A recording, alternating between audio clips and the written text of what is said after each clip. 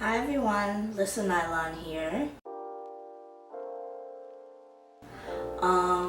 This is my first video for Cafe with Lissa, Coffee with Lissa. So I really just kind of wanted to be able to do more of a chit chat, days when I want to do rants. I just kind of want to talk to you guys, to kind of express some stuff that's happening in my life or in the world. So I figured what better than to have a chit chat over some coffee, something that I'm very passionate about. I'm a big coffee drinker. So today I wanted to talk about, well, if you've seen my skit, then you saw, like I said, things that Afro-Latinos are tired of hearing. So I actually kind of wanted to talk about that. I want to talk about my upbringing in a Latin household, basically how I grew up. So I am born to a Latin mom and a Black American dad. My mother's from Honduras. My dad is from the South/Chicago, and my parents were military. So I grew up around a very diverse area of kids. Like I was used to being around different kinds of kids all the time because, we're military brats. So I never really, how should I say, acknowledged race so much because it was always just like a big boiling pot of us for the most part. So I wouldn't say I became more conscious of maybe the fact that I was kind of brown. Not to say I never noticed it before, but my parents always raised me to just, accept you. Don't quote unquote be proud of being Black or be proud of being Latino, just be proud to be you. And that's pretty much how my life was up until we moved to New York. My parents had split up, so my mom is originally from New York, so we moved back to New York with her family. And that was the beginning of my experience growing up in a Latin household. Now, a little background about my family. So both of my grandparents are Honduran. My grandfather is from a place called Roatan, which from my understanding on his side of the family, they're pretty much Black. They're very fair to light skin, like that kind of butterscotch to a tan color. And if you ask them, they identify as Black. And when you look at them, you can tell that they're, like islanders, you could say. But you could also tell that they're Black. So just, by their features and everything. And then my grandmother's side, she has more of European blood. So there's like some weird mix in there that she doesn't really talk to us about. But she's always made it a point to let us know that we are the descendant of Indians, aka, Mayans. So that being said, that already gives you a little head start into what my race is. So between my mom's father being Black and then my dad's Black, that basically boils it down to I'm a Black girl, right? With Latin origins or Latin descendant or whatever. So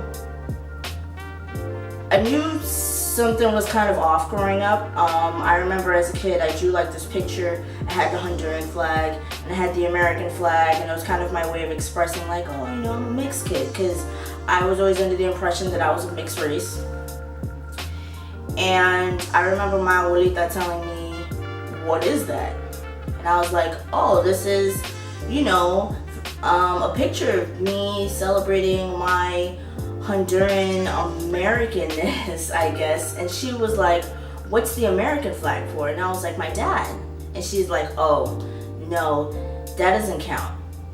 So, yeah. So that was like strange. So I was like, well, okay. Then after that, I remember just constantly growing up and my family telling me like, you're Latina, you're Latina, you're Latina. Basically always putting it in my face, be proud to be Latin American. Never an acknowledgement of my dad. And if you're wondering, my dad was in my life. I mean, he didn't live in New York, but like we were very close. We spoke all the time. But I guess to my family, you're one of us. No one ever told me like, well, you need to embrace your race. Because if you're wondering, nobody in the house was black. You know, like I was the brown kid in the house. And even though I noticed it or I knew it, I never really acknowledged it. You know, just kind of like, this is my family. I lived with my grandparents. We had my uncle. We had my other aunts and uncles and cousins upstairs. Then we had like some other cousins like a few blocks away and stuff. So I was kind of stuck out. You know, when we would go to like family outings and everything, I was definitely the brown kid. And no one ever taught me how to embrace that. It's something that I ended up learning on my own. So then I remember as a teenager, like a young teenager, I grew up in like a Guyanese neighborhood, and when I started going to junior high, the kids that I hung out with, you know, most of them were black. From what I can remember, I hung out with mostly black kids. And I remember one day, one of them walked me home, and it was late at night, and this was back when like bucket hats were in style. So she kind of had the hat, and it was like kind of low over her eyes, and she wasn't dark skinned, you know, she was probably like a little bit darker than me, you know, like a brown. But it was nighttime. So she walks me to my door, and when my family opens the door, they're kind of giving her like the side eye, you know? And then after she leaves, I remember my aunt telling me, why are you hanging out with someone so dark? She looks so evil. I think I was about 13 at the time. But it's kind of like I think when I thought back on it, even still in teenagers, I was like, you know, like that's a really not nice thing to say, you know? And my abuelita used to tell me, you should stop hanging out with so many morenos because they can't be trusted. You should hang out with more Spanish people, which, you know, if we're gonna talk about like who could be trusted the most, that's debatable, right? Because women are women, so it really doesn't matter the race. But yeah, she used to tell me that she hang out with more Spanish girls because black people can't be trusted. And they used to create like a funky debate in the house, whatever. So that was pretty much my experience growing up. And fast forward many years later, you know, we have all these colorism issues now. Not to say we never had them before, but it was just never my experience. It's been more my experience within like the last 3 to 4 years. When people started doing like the Black Lives Matter movement, you know, I felt something when people were doing that, you know. I don't think I've had too many bad experiences for the most part, because I have had some, but we're gonna get into those later. But for the most part, I haven't, probably because, well, you know, the way that I speak, I've definitely gotten teased about the fact that I'm so articulate when I speak. And I guess it causes people to, how should I say, be less racist around me. So white people like having me around. And so I haven't had too many experiences, you know, with racism as far as like white people. Most of my racist experiences have been from blacks and Latinos. So when this Black Lives Matter movement was starting, you know, there was a lot of discussions. I had friends talking about the topic, and naturally I wanted to jump in. And I ended up having an experience with colorism or racism or whatever you want to call it, you know, depending on what race you consider Spanish people to be. So I worked in an establishment that was Latin, predominantly Spanish, when I was in Florida for college, and I definitely received a lot of racism. And because I had never experienced that before, I didn't know how to deal with it, you know? I remember my first experience was I was talking to this Puerto Rican guy, and he used to always kind of like shun me, you know, like treat me kind of funny. And then one day he was nice to me, and he says to me, "Where are you from?" And I was like, I'm Honduran. Because that's the response I usually used to give.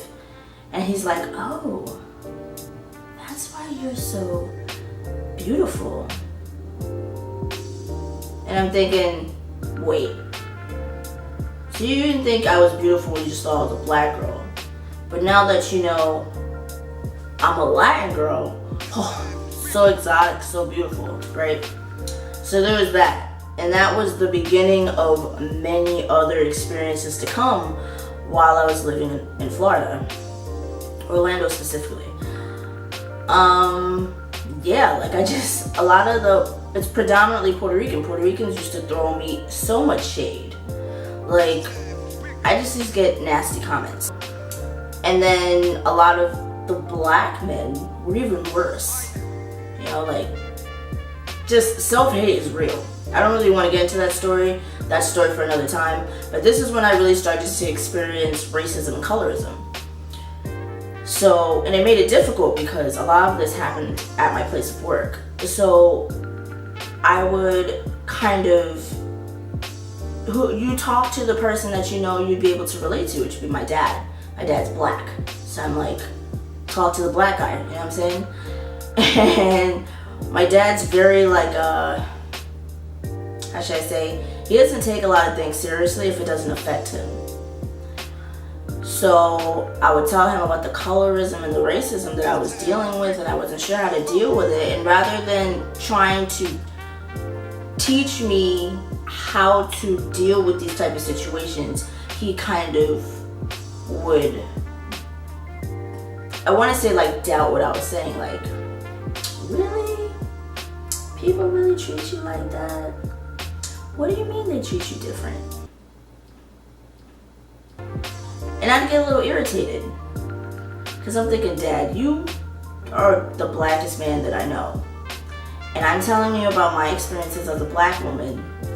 And you're basically discounting what I'm saying. And then we got into this conversation, and I'm like, well, listen. You got 3 biracial kids, or 3 mixed kids, whatever. You ain't never teach me how to be black, how to be proud of being black. You never told me to embrace my blackness. You never even told me that I was a black kid, you know? You just kind of let me wander through the world living with these Spanish people.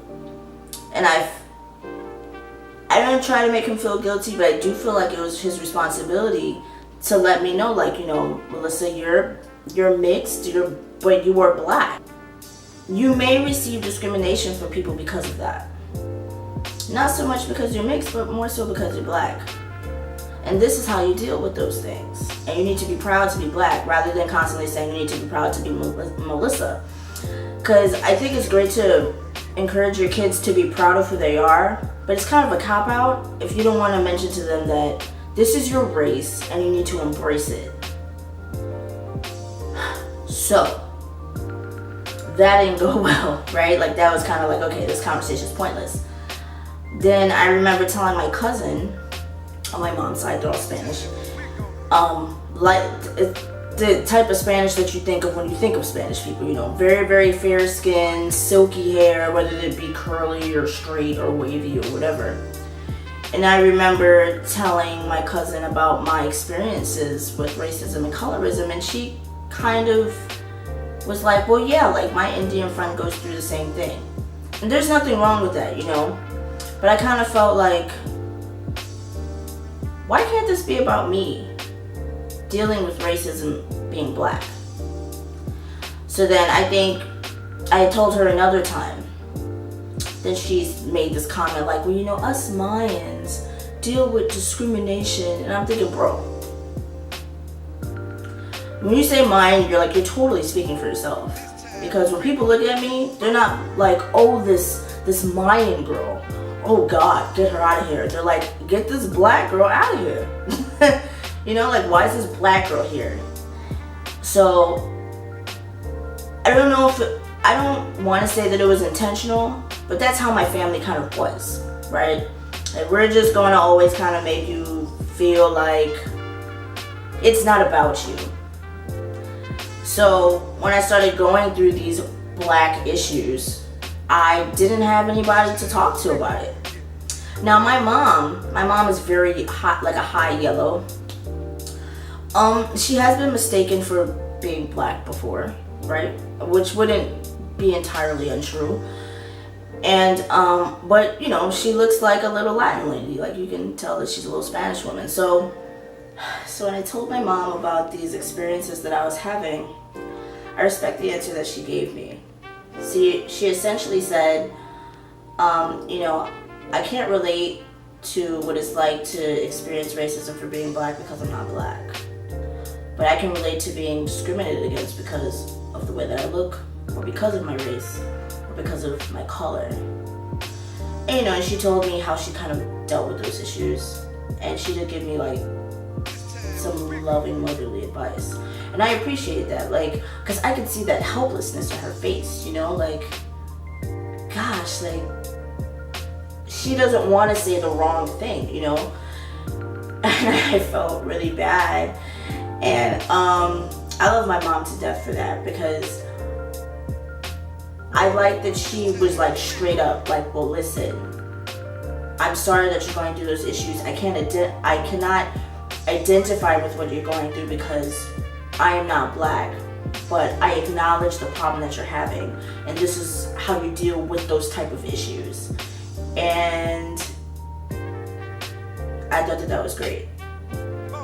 So my camera's gonna die any second now. So I really want to just wrap this up and say to all my Black Latino brothers and sisters, we are not represented well enough. We have seen that. I mean, you saw the Breakfast Club with Amada, and you see how, like, clueless they were acting. Like, what? You're black and you experienced discrimination? What? You know, they're just, it's like one of the dumbest things I've ever seen. But that's not uncommon, you know, like, we have to educate people.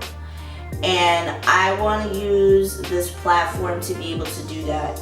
If you have experiences with racism, with colorism, whether that be with your family or without your family, I mean, or outside of your family, you know, either way, like, comment below. Tell me what your experiences are like. How did you deal with those experiences? What advice would you give to those coming up that are going to deal with those type of experiences? People that are going to get judged because, like, you're black? Oh, you're Spanish. Or you're not Spanish enough for the Spanish people, you're not black enough for the black people. Like, what do you tell those kids? You know, like, I don't want people to have to grow up and figure it out like I have had to do and I'm still having to do. I want to be able to tell people, you're black and you need to embrace that. And you being black has nothing to do with your ethnicity. So you need to embrace both. And I feel like that's an important thing to talk about. I'm so tired of people saying, are you black or are you Spanish? Bro, I'm both. Like, what? To be politically correct, I'm Latino. What does my ethnicity have to do with my race? I am of African descent. But my family's from Honduras. So we are people that speak Spanish. You know, and same goes for if you're black Dominican, black Panamanian, whatever. And for the record, I'd really like it if people stop saying I look Dominican. No shade, Dominicans, because I love Dominican food. But I'm just saying, I don't think I look Dominican, but I get that all the time because people just assume, like, oh, you're Spanish? Oh, you're black, so you must be Dominican, because that is literally the only Latin race of black people. Those are the only Latin black people that we know. But I really want to say thank you for taking the time to sit and watch this long video. I'm very sorry that it's so long. Please love yourself, love the skin that you're in, and be happy about being you, but be proud to be black too. Till next time. Bye.